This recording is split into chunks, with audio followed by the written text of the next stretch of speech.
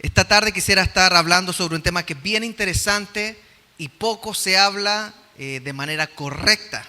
Y es en realidad hablar del enemigo de Dios, que es Satanás. ¡Wow! El pastor viene a hablar de Satanás hoy día. No, vamos a ver lo que la palabra dice de este enemigo. Y lo he titulado No ignorando sus artimañas. Segunda de Corintios 2 dice: si algo he perdonado, el apóstol Pablo hablándole a la iglesia en Corinto, si algo he perdonado por vosotros, lo he hecho en presencia de Cristo, para que Satanás no gane ventaja alguna sobre nosotros, pues no ignoramos sus maquinaciones. La versión NBI dice: de hecho, si había algo que perdonar, lo he perdonado por consideración a ustedes en presencia de Cristo, para que Satanás no se aproveche de nosotros, pues no ignoramos sus artimañas. Cuando se trata de conocer las artimañas, los planes del enemigo, es bueno recordar el refrán que dice: más vale prevenir que curar. Alguno puede preguntarse: ¿y por qué Satanás es nuestro enemigo? Simplemente los enemigos de Dios son nuestros enemigos y los amigos de Dios son nuestros amigos. Es interesante que nosotros debemos tomar siempre la postura de que lo que Dios ama, nosotros amamos, y lo que Dios aborrece, nosotros aborrecemos. ¿Por qué? Porque nosotros estamos escondidos en Cristo, escondidos en Dios. Detrás de Él estamos nosotros. Nosotros vemos con los ojos de Dios, con los ojos de Cristo, e interpretamos el mal y el bien a través de sus ojos, no a través de nuestros ojos. Por eso, hoy en día es muy importante que entendamos que un cristiano, por muy inclusivo y muy amoroso que quiera ser, no puede amar las cosas que Dios llama malas. No puede aceptar las cosas que Dios aborrece. Nosotros amamos lo que Dios ama y aborrecemos lo que Dios aborrece. Y fíjese que Dios no aborrece a las personas. Dios aborrece el pecado en las personas, que es diferente. ¿Y cuál es la prueba de eso? Que Él da su vida por la humanidad, por todo el mundo, aún por los que hacen cosas aborrecibles ante sus ojos. Él muere por ellos, da su vida, para que todo aquel que en Él crea no se pierda, mas tenga vida eterna. También es interesante que la Biblia deja muy en claro que Jesús derrotó a Satanás en la cruz del Calvario. ¿Cuántos dicen amén? Y Él nos da la victoria a través de la resurrección como hijos de Él. ¿Cuántos dicen amén también? Pero aún con todo eso, es interesante que el apóstol Pablo le dice a los corintios algo muy interesante en 2 de Corintios 4 ahora. Él se refiere al enemigo de Dios como el Dios de este mundo. Cuando en el Nuevo Testamento, que fue escrito en griego, se habla de mundo en algunos pasajes, que la traducción español le coloca mundo. No es mundo como nosotros pensamos que es, sino que es era. Entonces se traduciría el Dios de esta era, el Dios de este tiempo, el Dios de este siglo. Está marcando una temporada, refiriéndose a Satanás. El Dios de este siglo ha cegado la mente de estos incrédulos para que no vean la luz del glorioso evangelio de Cristo, el cual es la imagen de Dios. Estamos claros que Satanás no tiene poder sobre los cristianos. Eso de las películas de Hollywood, donde los cristianos se asustan cuando hay manifestaciones del enemigo, eso es solamente del enemigo, no es bíblico. La palabra del Señor nos llama a vivir tranquilos, en paz. Hollywood tiene que presentar siempre un ring donde muestra peleando el mal con el bien, y de tú a tú, y siempre gana el bien, históricamente. Pero eso no es bíblico. El creador del universo, la tierra y todo ser viviente no anda peleando con la creación. El creador simplemente habla y le obedece todo, y toda rodilla se dobla ante su nombre. Esa es la verdad. Aún así, sí tiene la posibilidad de tentarnos, al igual como lo hizo con Jesús.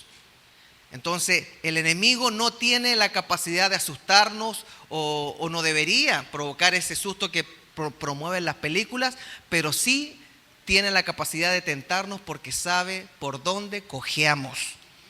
Es interesante que Satanás significa ser un adversario o actuar como tal. Entonces, el término Satanás en sí no es algo que es propio de una sola entidad, sino que a veces hay personas que se comportan como adversarios. No sé si en su trabajo a usted le ha tocado algún adversario que se comporta haciéndole la vida imposible. Pues en la traducción griega, lo que está haciendo esa persona es ser un Satanás. Eso es lo que significa en realidad. Y diablo significa acusador y adversario. No sé si a usted le pasó lo mismo, pero los hermanos chicos siempre andaban acusando a los mayores. No sé si usted tuvo un hermano menor. Siempre había un diablillo acusándonos a nosotros, ¿no? Mami, el Henry hizo esto, otro. Y digo, cóllate. Bueno, el término, estoy hablando de la terminología, tiene significados que son concretos. Ahora, en el Nuevo Testamento se usan varias palabras para hablar del enemigo de Dios: el acusador, el tentador, el adversario, el engañador, el padre de mentiras, el homicida, el pecador, y la lista sigue y sigue. Y cada nombre transmite un carácter de una entidad. Así como Dios tiene características propias, el enemigo también tiene características propias. Pero cuando se trata del enemigo hay que tener cuidado de caer en dos extremos. Hay dos extremos en que nosotros podemos caer. El primer extremo es tomarlo muy a la ligera, porque a las finales el enemigo de Dios es una entidad que tiene poder, pero está sometido bajo la voluntad y el poderío de Dios. Pero alguien puede decir, no, si eso no existe o eso no importa. Y el otro extremo es darle mucha importancia a que Él es culpable de todo. Todo lo hace el enemigo, todo es culpa de Satanás y yo no tomo responsabilidades de lo que hago. Hay una historia que dice que una vez vieron al diablo llorando en una esquina y se le acercaron y le preguntaron, ¿y usted, diablito, por qué llora tanto? Y él dijo, yo lloro porque todos me echan la culpa de todas las cosas. Nadie toma responsabilidad por lo que hacen ellos. Y ese es otro extremo. Pensar de que el enemigo, yo caí porque el enemigo, yo actúo así porque el enemigo, yo maltrato porque el enemigo. No, usted maltrata porque es un maltratador. Porque usted decide de una u otra forma actuar de esa forma. Usted se ríe de las cosas de Dios porque usted simplemente es inmaduro en las cosas de Dios, no las conoce. Pero después, cuando usted entiende el tema de lo divino y entiende que usted con su risa o con su llanto va a ir a parar debajo de la tierra un cajón, comienza a pensar temas más profundos. ¿Será que existe Dios? ¿Y qué pasa si me da cáncer? ¿Y qué pasa si choco? ¿Y qué pasa si me dicen que me quedan 6 meses de vida? Y uno empieza a desarrollar una profundidad intelectual en las cosas de Dios. Entonces, el apóstol Pablo nos deja en claro de que el enemigo está debajo de la planta de nuestros pies. Solamente ese versículo le quita toda la narrativa a las películas de Hollywood, porque Hollywood siempre presenta el mal y el bien de la misma, arriba del ring, peleando, pero eso no es bíblico. Pero aún así, nosotros debemos bíblicamente tener en cuenta que debemos conocer la forma en que actúa el enemigo a nivel personal, a nivel familiar, a nivel de iglesia, a nivel de sociedad. Porque la palabra nos llama, conozcan lo que hace, conozcan las artimañas, porque estas no cambian, siempre son las mismas. Y la primera artimaña que utiliza el enemigo para atacarnos a nosotros es el engaño. ¿A poco, pastor, el engaño? Sí, algo muy revelador que el apóstol Pablo dice es que Satanás se disfraza como ángel de luz. Y eso es terrible, porque nosotros cuando vemos a alguien que parece ángel, inmediatamente lo aceptamos. Pero fíjese que el disfrazarse como ángel de luz no lo hace ser un enviado de Dios. He escuchado muchas veces que la forma en que la iglesia se va a ir perdiendo o va a caminar hacia la apostasía final. La apostasía es renegar o negar lo que nosotros habíamos afirmado de parte de Dios o lo que creímos. Es que vamos a ser engañados dentro de la iglesia con personas que van a parecer ángeles de luz, pero lo que hablan no está respaldado al 100% por la palabra.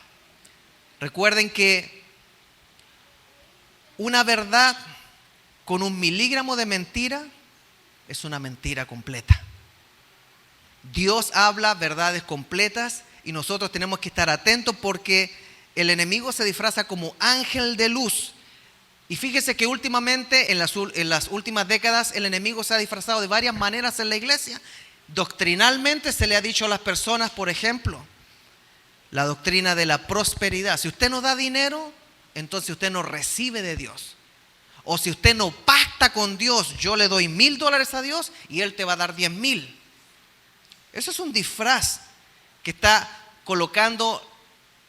prácticamente volviendo al tiempo de la Reforma.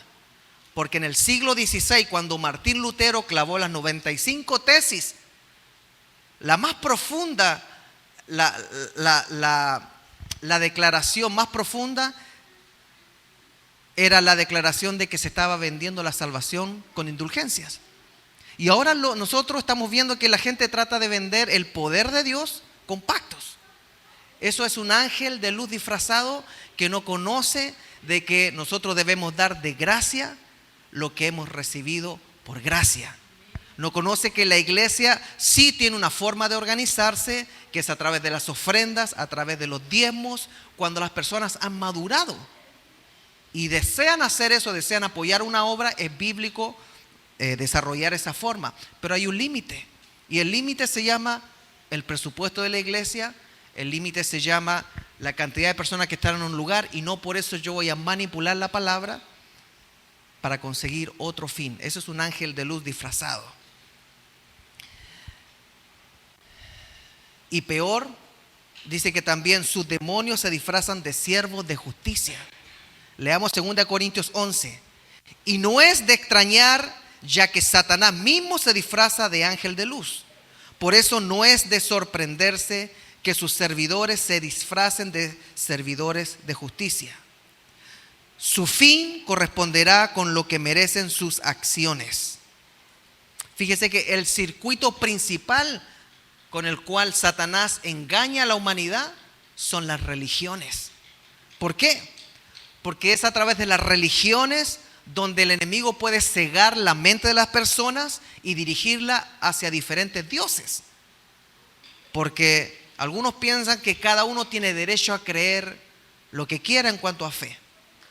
Cada uno tiene derecho a vivir su propia historia o creencia de fe. Pero ¿qué dice la Biblia? La Biblia dice: yo soy el camino, la verdad y la vida, hablando Jesús. No hay una alternativa doble. No es que todos los caminos lleven a Roma, pero el enemigo trata de engañar, haciéndonos creer que pueden haber religiones que no están respetando la revelación de la Biblia, que igual te van a llevar al cielo. También logra que los incrédulos adoren a Dios, pero de la forma incorrecta. ¿Cómo logra esto? Haciéndole creer que siendo buenos se van a ganar el cielo. Haciendo buenas acciones te vas a ganar una mejor vida. Cuando en realidad la palabra es clara en Efesios 2, cuando dice: porque por gracia, por regalo, sois salvos por medio de la fe. Y esto no de vosotros, pues es don de Dios, no por obras, para que nadie se gloríe. Ahora, alguien puede decir: bueno, vamos a entrar al viejo y antiguo dilema.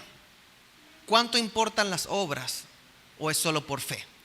La salvación es por fe, pero las obras demuestran qué tipo de fe tenemos nosotros.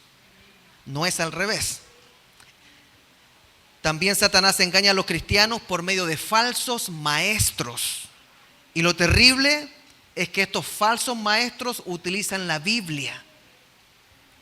El apóstol Pablo advierte a los cristianos en Hechos 20: porque yo sé que después de mi partida entrarán en medio de vosotros lobos rapaces, que no perdonarán al rebaño. Y de vosotros mismos se levantarán hombres que hablen cosas perversas para arrastrar tras sí a los discípulos. Por tanto, velad, acordándoos que por 3 años de noche y de día no he cesado de amonestar con lágrimas a cada uno. Ahí estamos viendo el corazón de un pastor, no solamente alguien que viene a enseñar algo oportunista, ni a sacar ventajas, sino que el corazón de Pablo era estar llorando con lágrimas cuando amonestaba a las personas. La enseñanza es algo tan importante y algunos se puede preguntar, pero ¿cómo reconocemos las falsas doctrinas? Porque si hay algo que va a escuchar en todas las religiones, es que todos pensamos que estamos bien. Es imposible que vaya a debatir con un líder de otra religión que diga, bueno, la verdad yo pienso que estamos equivocados. No, todos pensamos que estamos bien. Lo que hay que escarbar y demostrar es que nosotros estamos viviendo una fe bíblica con una interpretación sana. Primera de Juan 4 dice, queridos hermanos, no crean a cualquier espíritu, sino sométanlo a prueba para ver si es de Dios. Porque han salido por el mundo muchos falsos profetas. En esto pueden discernir quién tiene el Espíritu de Dios. Y aquí es algo importante. Todo el que confiese que Jesucristo ha venido en cuerpo humano es de Dios. Haciendo referencia a la idea agnóstica del siglo I de que Jesús en realidad no murió en la cruz, sino que se desprendió del cuerpo antes. Ese era el agnosticismo. Todo espíritu que no confiesa a Jesús no es de Dios. Aquí estamos con otro requisito. Si la persona no está confesando que Jesús es Dios, estamos mal. Ustedes han oído que éste viene y efectivamente ya está en el mundo. Ahí se está refiriendo al espíritu del anticristo. Anticristo se refiere a todo el que se opone a Cristo. Todo el que se opone a Cristo. Es simplemente cada generación tiene reyes en ese tiempo, emperadores, regímenes, presidentes, primer ministro que se oponen al evangelio, y alguien que se opone tiene un espíritu de anticristo, que es la oposición al cristianismo. Gálatas 1 dice, pero si aún nosotros o un ángel del cielo les anuncia otro evangelio diferente del que les hemos anunciado, quede bajo maldición. Como antes lo hemos dicho, también ahora lo repito. Si alguno les predica un evangelio diferente del que han recibido, quede bajo maldición. Hermanos, la palabra a veces es bien fuerte, es clara. Como decía un gran teólogo, nosotros pensamos que debemos defender el evangelio muchas veces. Pero el evangelio es como un león, hay que soltarlo y se defiende solito, porque trae su propia defensa, su propia apologética en sí mismo cuando se lee, cuando se declara en voz alta. Fíjese que es bien importante entender de que el apóstol Pablo le habla a los Gálatas en el siglo I y le dice algo que es bien importante. Si nosotros o algún ángel viniera del cielo a entregar un evangelio diferente, que quede bajo maldición. Y qué bueno que el apóstol Pablo dijo eso, porque ¿qué cree usted que pasó 6 siglos después de Pablo?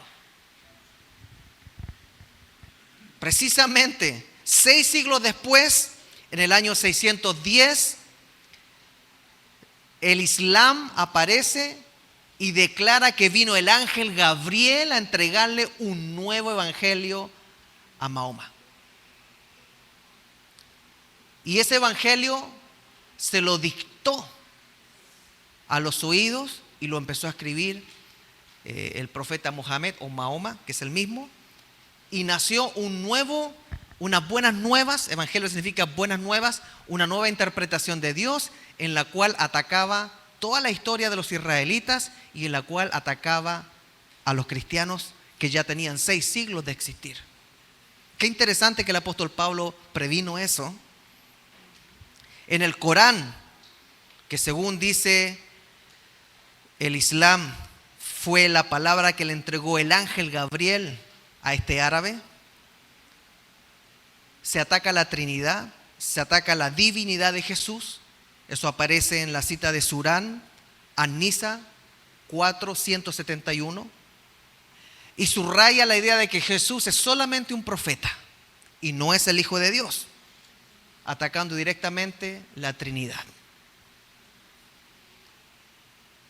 Y cuando yo voy 6 siglos atrás y vuelvo a leer al apóstol, si nosotros o un ángel del cielo viniera con otro evangelio, sea maldito. Hoy en día existen 2.3 billones de cristianos y 1.7 billones de musulmanes. Ese evento dividió todo el planeta, porque se cumplió lo que dijo el apóstol Pablo. Descendió un ángel, supuesto ángel, a entregar otro evangelio, el cual, esto es lo más crítico a mi punto de vista. Si tengo que hacer una crítica respetuosa del Islam, es que 600 años después baja un ángel y pesca a todos los personajes del Antiguo Testamento, que es la historia hebrea, les cambia la vida. No, ahora Abraham hizo esto, Moisés hizo esto otro. El cuento no es así, cambia toda la historia utilizando los personajes, pesca a Jesús, cambia la historia y hace una nueva versión y después dice, esta es la verdad. ¿A quién le va a creer usted más? ¿A los discípulos que anduvieron y son testigos oculares de Jesús y escribieron lo que ellos vieron, su interpretación del evangelio? ¿O a una persona que 600 años después, no sabemos de cuál fumó, sale contando la historia de alguien que vivió 600 años antes? Pero el apóstol Pablo ya lo había prevenido. Pero eso no queda ahí. En el siglo XIX, en el año 1820, aparece otro ángel a entregarle otra revelación a John Smith.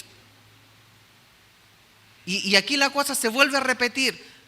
Pablo dice, aunque viniera un ángel, no le crean. Y vuelven a aparecer estos ángeles. Y alguno dice, este hermano quiere hablar en contra de. No, estamos hablando de la Escritura. Estamos hablando de lo que la palabra dice. Y este ángel se llamaba Moroni. Mire qué raro. Moroni se le presentó a José Smith. Y según la tradición, Moroni fue el último profeta que llegó a América. ¿De dónde se la sacaron? Si Apocalipsis dice que nadie agregue o quite ninguna palabra del texto, sino caiga sobre él maldición, juicio.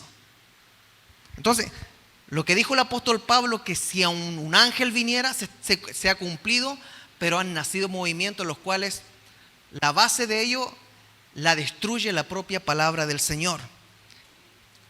Y tercero, toda religión que no declara que Jesús es Dios, entonces niega el concepto de Trinidad.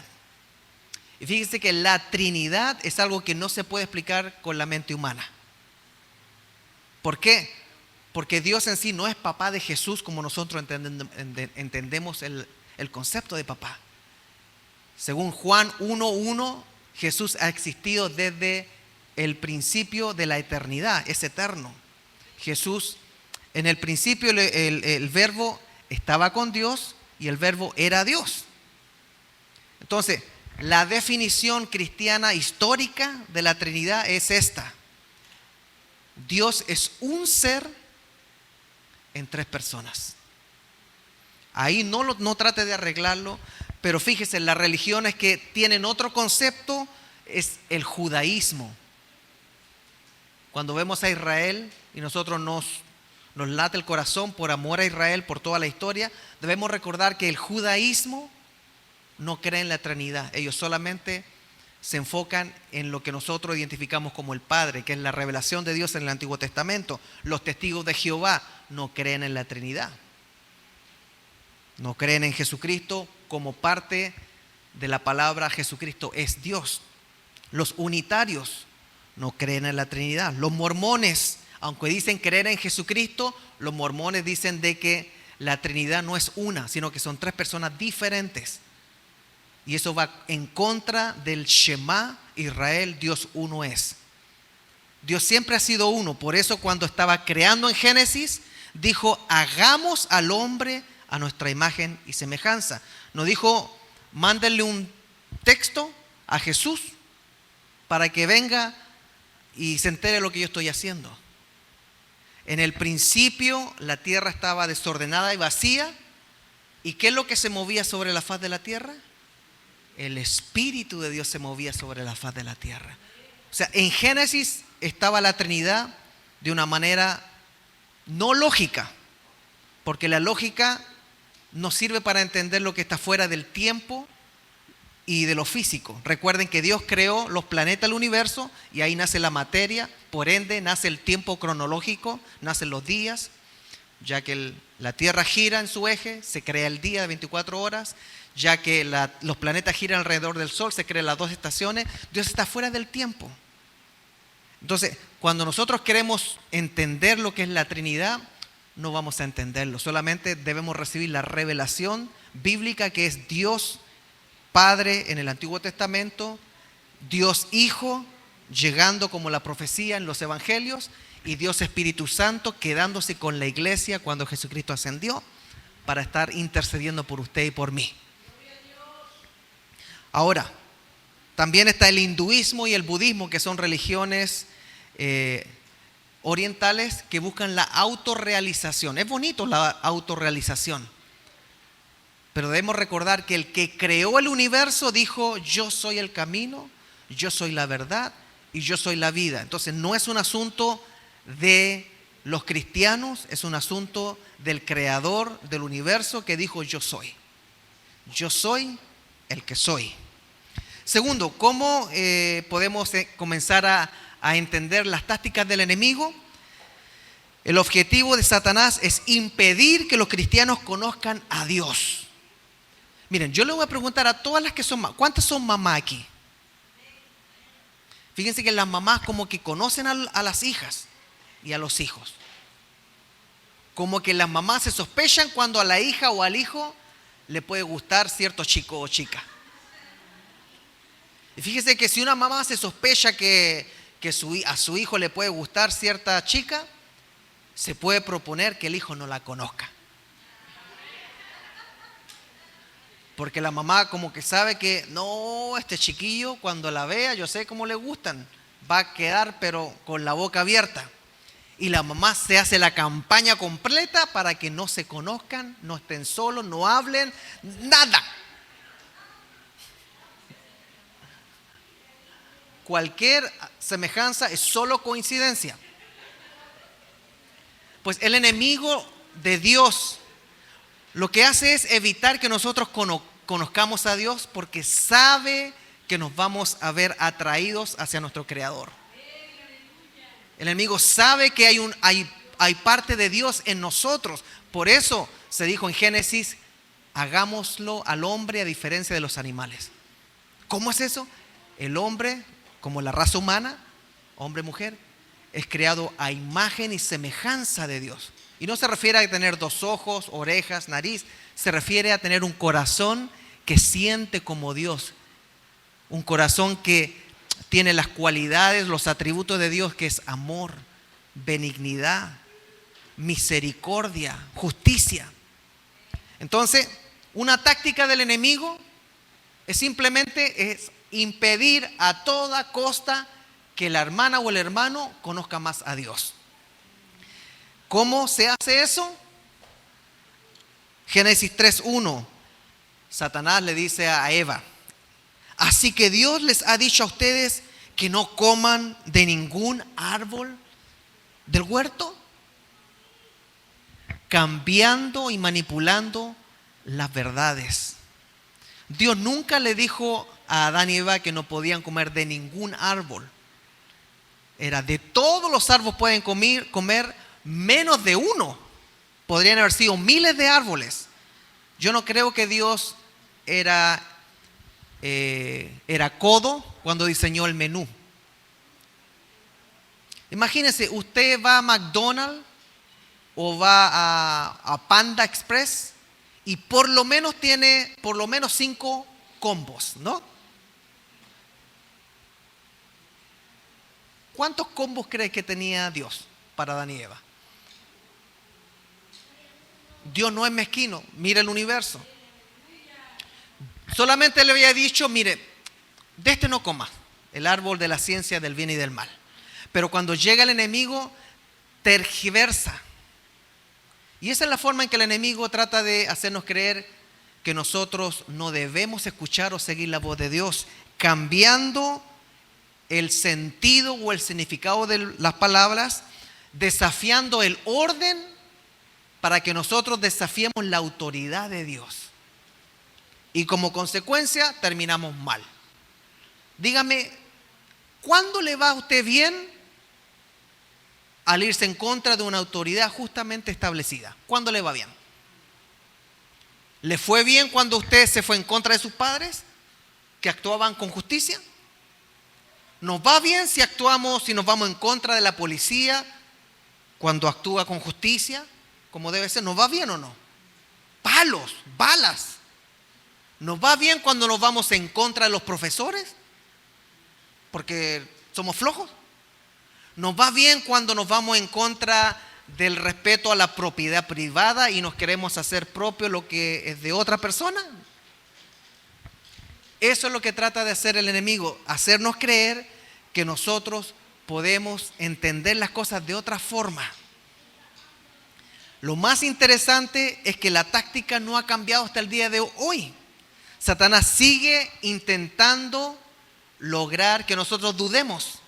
Miren, la duda más grande que se le puede colocar a una persona es esta: ¿y existirá Dios?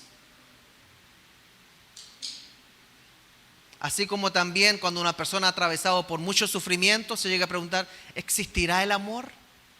Yo pensé que era él, yo pensé que era ella. ¿Alguien me irá a querer? Y se siembran dudas. En el fondo son verdades que han sido tapadas para hacernos creer que nosotros tenemos el derecho a cuestionar lo que Dios ya ha dicho que es. Dudar de Dios es algo terrible, mis hermanos. Desobedecer a Dios, dudar de Él, sigue siendo la forma en que el enemigo frustra, cambia y cancela los planes que Dios tiene con nosotros. Ya que cuando nosotros no lo resistimos, Él termina ganando la batalla. Ahora, veamos cómo nosotros podemos vencer ese tipo de situaciones.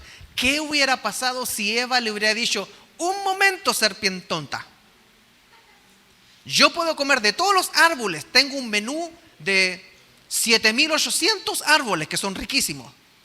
¿Tú me vienes a fregar la vida por uno? ¡Ah! ¿Se imagina que hubiera tenido una mentalidad así? Dios hubiera estado arriba haciendo así.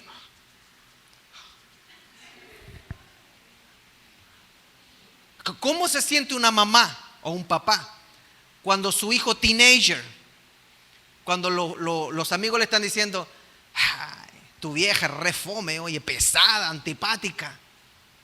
Y si el teenager se colocara y dijera, un momento, jefe, ella ha dado todo por mí, él ha dado todo por mí por estos 20 años, y tú, bocón, vienes a hablar algo en contra de ella, te me vas, serpientón. El dudar de Dios, el dudar de lo que es verídico, de lo que es verdad, es simplemente falta de madurez. Porque ya cuando pasamos los 40 años, nosotros valoramos todo lo que ha estado a favor de nosotros, nuestros padres, la educación, un sistema que nos cuida, valoramos la policía, valoramos la luz, valoramos el agua, y que bastante hay que valorarla porque sube la cuenta, valoramos tener ropa, comenzamos a valorar todo, porque ya no nos pueden venir con el cuento de que quizás estás creyendo una mentira, no vale. Siempre valió el amor de nuestros padres, siempre valió el tener alimento en la mesa, siempre valió ser honesto, siempre valió ser trabajador. Eso es lo que la serpiente trató y logró de sembrar en el corazón de Eva. Dios no es justo.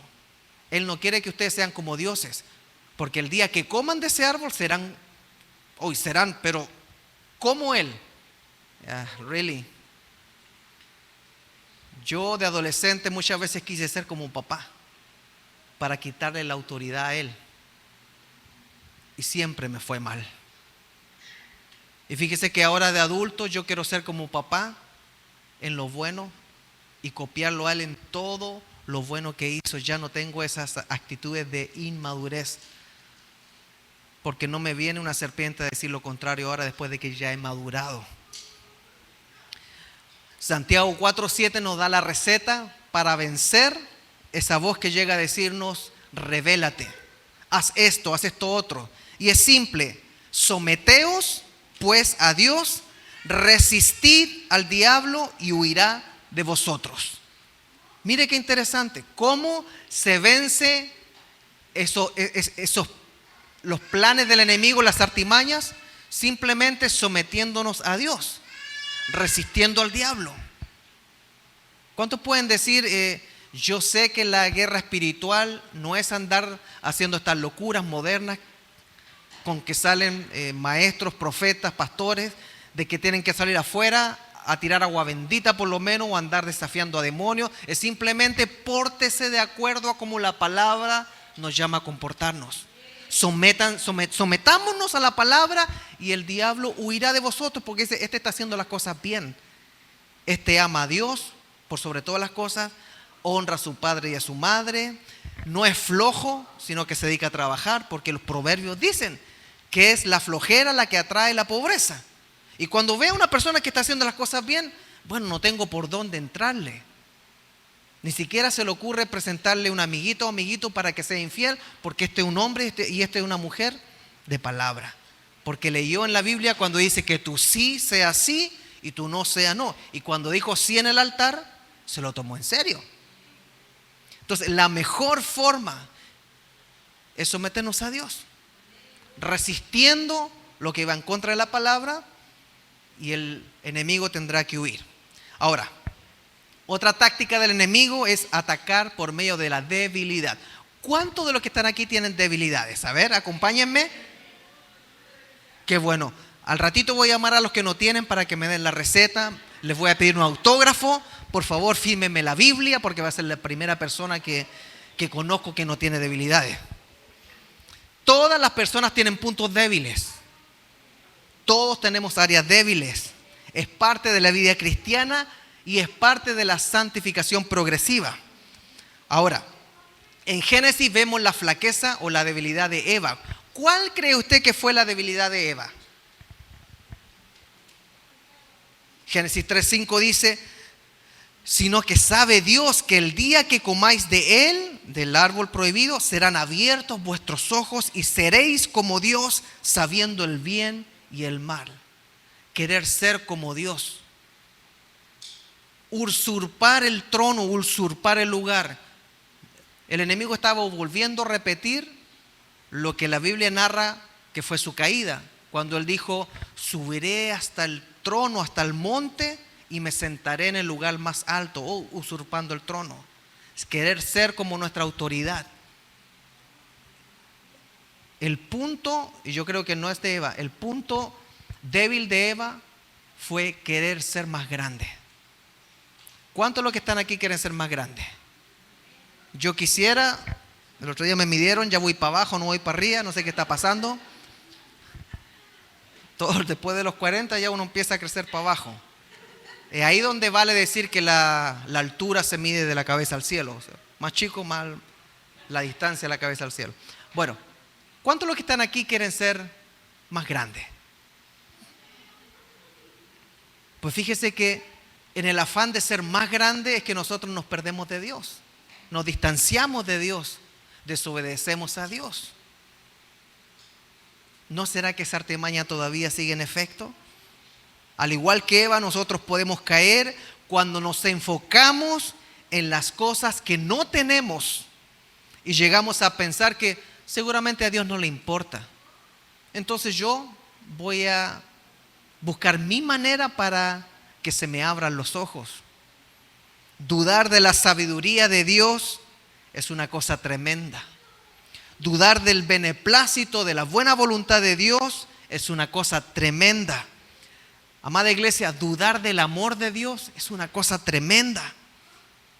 Nos va a llevar a desenfocarnos del amor de Dios y enfocarnos a lo que nosotros amamos. Como Dios nunca me mandó mi esposo, yo voy a escoger a este. Y después Este era el mismo diablo, peor que el consejo de la serpiente. El dudar de Dios nos lleva a enfocarnos en nuestros propios deseos y de esa manera fracasamos. El querer ser más grande, pero dejando a un lado lo que Dios dijo. El propósito final siempre es cortar la relación que tenemos con Dios. Recuerden, si el padre no quiere que su hijo se enamore, va a evitar que conozca a la chica para que no tengan una relación. Génesis 3, cuando se narra el problema de la caída, no es solo un problema de pecado moral. No es solamente el pecado de desobediencia, donde Satanás dice, hoy conseguí que pecaran, ya cayeron. Sino lo que consigue Satanás es cambiar la relación inicial que Dios creó. Cuando usted lee, vaya al hogar, vaya a su casa y lea Génesis 3, va a salir la caída. Usted conoce, ¿no? La historia, la serpiente, la manzanita, lo acabamos de ver. Después Eva le da al esposo y el esposo, como buen esposo fiel, obediente, la mujer y se come y uno se come todo lo que le coloca en la mesa. Bueno, pecó, le creyó a la serpiente. No, lo que pasó, Satanás consiguió que cambiaran las relaciones. Desde el día que pecó Adán y Eva, la relación entre el hombre y la mujer cambió. Porque cuando usted lee la consecuencia, fue después de la caída que Dios dijo que el hombre se iba a enseñorear de la mujer. Antes de la caída, estaban iguales. Y tu hombre se enseñoreará de ti. Hay una versión que dicen, y tú estarás siempre peleando por la autoridad hacia tu hombre, hacia el hombre. O sea, con el pecado cambió la relación en la pareja. Ahora el hombre se enseñoreó de la mujer. ¿Y qué hizo Jesús? Jesús vino a arreglar el problema de la caída y le levantó el lugar caído de la mujer a la misma altura del hombre en cuanto a la posición que tienen frente a Dios.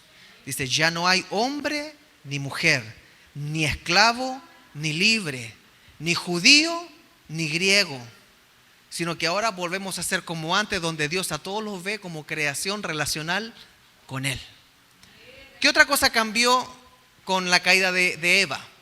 La relación del hombre, cuando digo hombre, del ser humano, con Dios. En el huerto del Edén, Dios se paseaba con el hombre, conversaban. Después, cuando fue expulsado, ya no era lo mismo porque tenía que mandar profetas. Ya no podía haber esa cercanía con el pecado o la vida pecadora del ser humano porque Dios es santo. Tuvo que buscar otro plan para llegar. ¿Qué más cambió? Cambió la relación del hombre con la tierra, con la creación. ¿A poco, pastor? Sí, porque gracias o debido, ¿qué gracias? Debido a que la serpiente engañó al ser humano, ahora tenemos que trabajar arduamente con el sudor de nuestra frente y antes no teníamos que hacerlo. O sea, si Eva se hubiera dado cuenta, le hubiera dicho, mira, tú me vienes con el cuentito del árbol, de cuánto prometió comer, ¿no? Y mira, las consecuencias van a ser estas. Mi esposo se va a enseñorear de mí. Me va a tocar parir con dolor. Vamos a tener que trabajar con mi esposo muy duro porque la tierra va a dar nardo, espino y se va a colocar sin misericordia. ¿Qué tienes en la cabeza, serpiente? Ven para acá, agárrala, la corto en dos. La oferta era muy mala. Eso es lo que busca el enemigo, cambiar la relación de amor y respeto que hay en su creación. La relación entre la mujer y el hombre, la relación entre el ser humano con Dios y la relación del ser humano con la tierra, con la creación. Porque Dios siempre ha sido el que provee para el ser humano. El propósito de Dios era, cuando le dice, fructificaos y multiplicaos, le dice, yo proveo vida a través de la tierra y yo proveo multiplicación a través del sistema de reproducción que yo les di. Sean felices, pásenlo bien, disfruten. Pero hasta eso se perdió. Hoy en día, ¿qué es lo que se pierde cuando hay problemas y nosotros dejamos de creerle la palabra de Dios y nos transformamos en personas que somos conflictivas? Nos vamos en contra de la autoridad. Problemas familiares. Se falta el respeto a los papás, termina yéndose el adolescente, algunas salen embarazadas jovencitas, otros caen en vicios, otros se van pasan unos buenos años perdidos, pierden el tiempo de estudiar en la universidad, sacar un título, avanzar, andan después todos dando lástima y por la gracia de Dios a veces la palabra del Señor los coloca en orden y los restaura. Pero todo se trata de relación. El enemigo lo que busca es que no conozcamos a Dios. Vuelvo al punto principal. Es evitar que tengamos una relación con Dios. Y por último, otra artimaña del enemigo, y nosotros debemos entender que podemos resistir los ataques del enemigo, porque alguno preguntará, bueno, ¿cómo evito caer en esto? Primero, déjese de andar viendo películas de Hollywood. No ande mirando El Exorcista, no ande mirando Chuck, no ande mirando La Llorona, no ande mirando La Monja Endemoniada. Esas son todas producciones de Hollywood para meterle miedo. Eso no es bíblico. Escuche esto, el enemigo está en la planta de los pies de los que tienen a Jesucristo en su corazón. No hay competencia, no hay un ring donde nos colocamos y sale y acá y el curita tira el agua. No es así. Jesucristo caminaba haciendo la voluntad del Padre, se le atravesaba un chamuco y él decía, sal fuera, ándate para allá, ya ándate a los chanchos, a los cerdos, ya. Eran órdenes que daba. Los cristianos, cuando caminamos con autoridad, sometiéndonos a Dios, resistiendo al enemigo, damos órdenes. Porque si hay algo que reconoce el enemigo es autoridad. Gloria a Dios.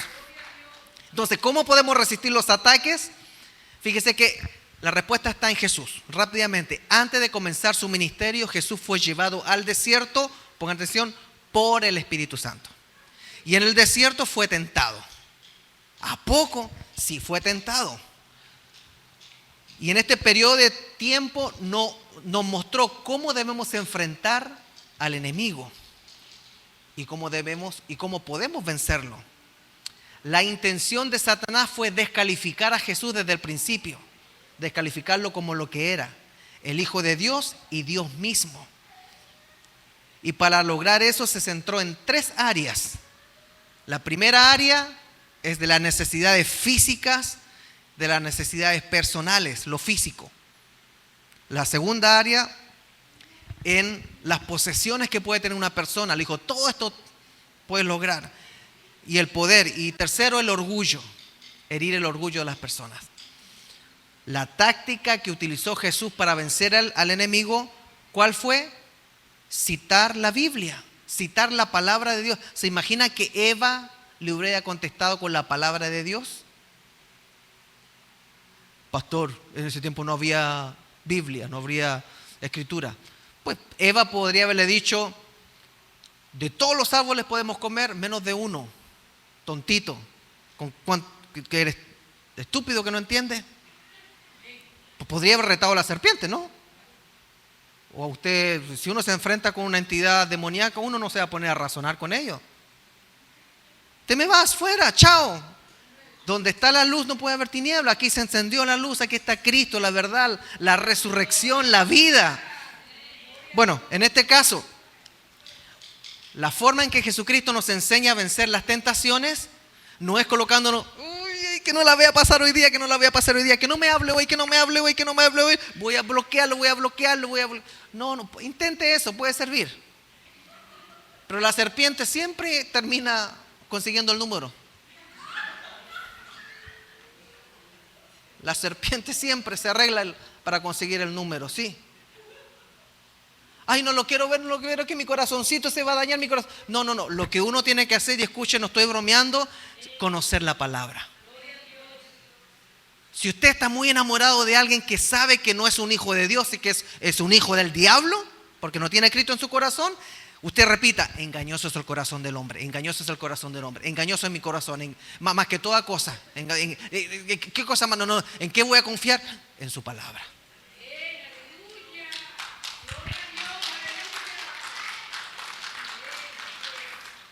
Si usted escucha a alguien hablando bien feo, pero le cae bien.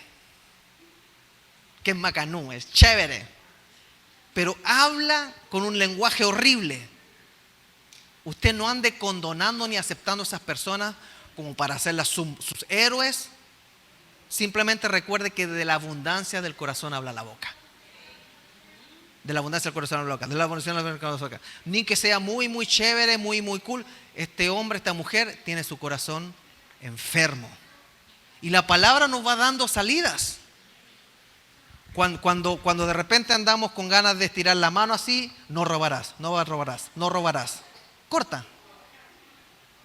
Cuando se nos van los ojos y empezamos a mirar otras mujeres que están casadas, dice, no codiciarás a la mujer de tu prójimo, no codiciarás a la mujer de tu prójimo. Y la palabra no empieza a ordenar. Porque si nosotros nos afirmamos en nuestros propios cimientos, estos no van a permanecer. Yo quiero ser bueno porque quiero que me vaya bien en la vida. Está bien, pero no tiene cimientos firmes. Yo quiero ser bueno, que me vaya bien, porque Dios me mostró cómo hacer las cosas. Porque ya caí y ahora voy a plantarme junto a la cruz. Y seré como ese hombre o esa mujer del Salmo 1 que está plantado junto a corrientes de agua, que su fruto no se cae, su hoja no se cae, su hoja no cae y da su fruto a su tiempo. Es porque estoy afirmado en algo que permanece. Ahora, Jesús fue tentado en todo, pero nunca pecó. ¿Para qué? Hebreos 4, porque no tenemos un sumo sacerdote que no pueda compadecerse de nuestras debilidades, sino uno que fue tentado en todo según nuestra semejanza, pero sin pecado. ¿A poco Dios entiende cuando me tienta una chica? Sí entiende. ¿A poco Dios entiende cuando las riquezas me tientan? Sí entiende. ¿A poco me entiende cuando me miran en menos? Sí lo entiende. ¿A poco me entiende cuando me pegan, me insultan, me escupen? Sí lo entiende muy bien Jesús. ¿A poco me entiende cuando mi propia familia no cree en mi llamado? Sí lo entiende. Esa es la hermosura de nuestro Dios, que no solamente creó el universo, sino que descendió por un periodo de tiempo y se mostró, caminó con nosotros y nos demostró cómo nosotros debemos caminar, como Él lo hizo. Esto nos da a entender que cuando somos tentados, Jesús nos entiende. Cuando somos tentados, entonces debemos hacer lo mismo que hizo Jesús, recordar su palabra, no nos queda otra. Dígame, a ver, entre nosotros, ¿cuál es la tentación más grande que está teniendo en este instante? ¿Hay algún voluntario? No. Estoy bromeando. Pero sí están siendo tentados igual que yo. Pero para cada tentación debe haber un versículo bíblico. Es más, yo le he dicho, cuando usted vea que el médico no lo puede resucitar en el hospital, recuérdese de la palabra. Yo me voy al ataúd con la palabra. Jehová es mi pastor, nada me faltará, delicado paz. Y capaz que me escuche, yo voy a pasar al otro lado citando la palabra y él me dice, hey, wake up, ya estoy acá, yo soy tu pastor. Porque es lo único que vale la pena de aferrarse, la palabra de Dios, la que nunca pasa. Conclusión, debemos entender que el apóstol Pedro nos dice que Satanás es cruel. Siempre he dicho, Satanás no es malo, Satanás es cruel. Primera de Pedro 5 dice, sed sobrios y velad porque vuestro adversario, el diablo, como león rugiente, anda alrededor buscando a quien devorar. Interesante, como león. Cuando dice como león está declarando que él no lo es, sino que tiene una artimaña, una maña. Eso quiere decir que se disfraza. Hay personas que se disfrazan para hacer caer a otros, pero no son realmente una amenaza fatal. Afortunadamente no estamos solos. Afortunadamente tenemos el Espíritu Santo que está con la iglesia, nos convence de pecado, nos guía, nos da fortaleza, nos llama la atención, nos exhorta si es que hemos caído y nos lleva al arrepentimiento y afortunadamente tenemos la palabra de Dios que nos da la armadura, y ese es otro tema, la armadura del cristiano. Lo mejor que podemos hacer es conocer a nuestro enemigo, el diablo, para saber las viejas artimañas, que es lo que hemos hecho hoy día. Efesios 6, con esto termino. Por lo demás, hermanos míos, fortaleceos en el Señor. O sea, sean fuertes con su fe, lo que creen. Y en el poder de su fuerza, de Jesucristo. Él nos da fuerzas. Él da fuerza al caído, Él da fuerza al débil, Él da fuerza al agotado. Vestidos de toda la armadura de Dios para que podáis estar firme contra las acechanzas del diablo. ¿Y qué le parece si el próximo viernes nos metemos en la armadura de Dios? ¿Cuántos de los que están aquí, quizás esta prédica les ha servido para que digan: he aprendido las artimañas del enemigo? ¿Cuál es la artimaña número 1? ¿Alguien se recuerda? No peleen, háganse turno. ¿Cuál es la artimaña número 1? El engaño. ¿Cuál es la artimaña número 2? Evitar que conozcamos a Dios. ¿Cuál es la artimaña número 3? Mirar por donde cojeamos, la debilidad. ¿Y qué es lo que debemos recordar? Que Jesucristo nos mostró cómo se vence al enemigo. Con la palabra. Venimos a la iglesia para tener algo que tener valioso en nuestra boca cuando seamos tentados. Si viene el jefe, si viene un amigo, si viene el peor es nada, el príncipe valiente, el príncipe azul, lo que quiera, y le dice que usted no vale nada, usted se para y se acuerda de: discúlpame, yo soy un rey, sacerdote, soy hijo de Dios a través de la fe que he puesto en Él. Soy comprado a precio de sangre, que es lo más valioso que hay. Y usted comienza a sacar su autoestima de la Biblia. ¿De qué otro lugar puede sacar autoestima? ¿De los estudios? Si el cerebro nos falla y después no podemos pensar, ¿qué pasa con los estudios? ¿De nuestra belleza? Si todos los días estamos colocándonos más marchitados, por no decir viejos. Algunos más marchitados que otros, pero todos vamos marchitando. La belleza está en lo que Dios dice de mí. Dele un aplauso al Señor.